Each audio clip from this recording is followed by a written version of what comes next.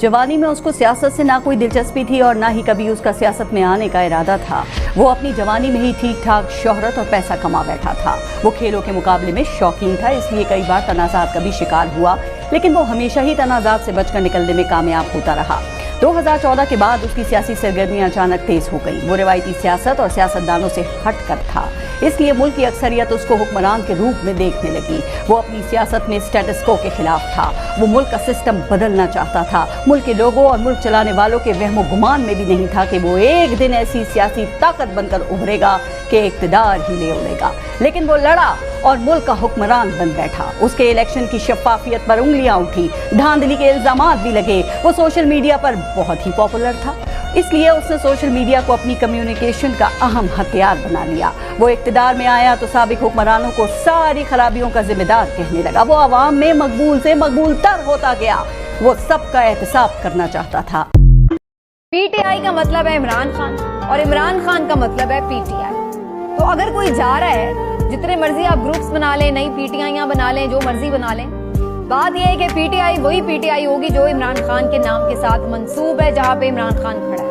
उसके अलावा आप 6 पीटीआईयां बना लें, उसका कोई वजूद नहीं है, कोई उसकी हैसियत नहीं है। इसके अगेंस्ट भी बना ली थी कि भाई हम खान तक नहीं जाने देंगे। आप कह रहे हो चूहा है, आप जिसके चूहा कह रहे हैं वो अंदर कड़क कपड़े पहन करके मीडिया को इंटरव्यू दे रहा था, वो भी इंटरनेशनल मीडिया। आगे उन्होंने शेल्स रखी नहीं थी, जो शेल्स पुलिस ने फेंकी अभी जिस टाइम पर मैं आपसे मुखातिब हूँ, अभी थोड़ी देर पहले वो अपने कारकुनान से खिताब कर रहे हैं। वो सियासत के शेर हैं, जिनको आप चूहा कह रहे हैं तो आप नजरे सानी करें सर, ना ऐसे अल्फाज इस्तेमाल करो। और मुझे बताइए सिंध पुलिस क्या कर लेगी?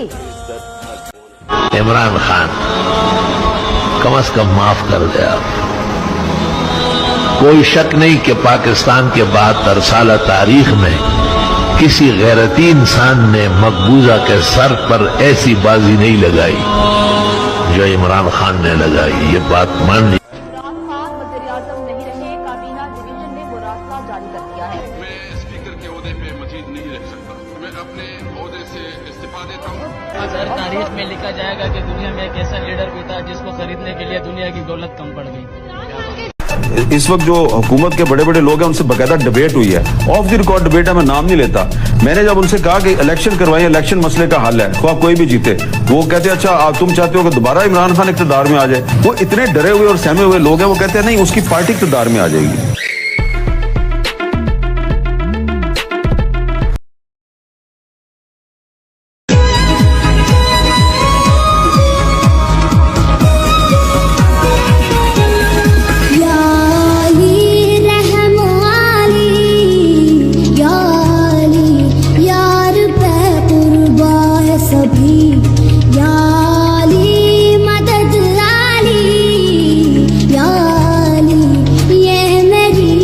कि जो सूरत हाल हुई उसका फौज के अंदर रिएक्शन है, और रिएक्शन ये है कि बहुत सारे ऑफिसर्स ने प्रोटेस्ट में रिजाइन कर दिया है। मौजूदा सूरत हाल में इतना इस वक्त फौज के अंदर अनरेस्ट है।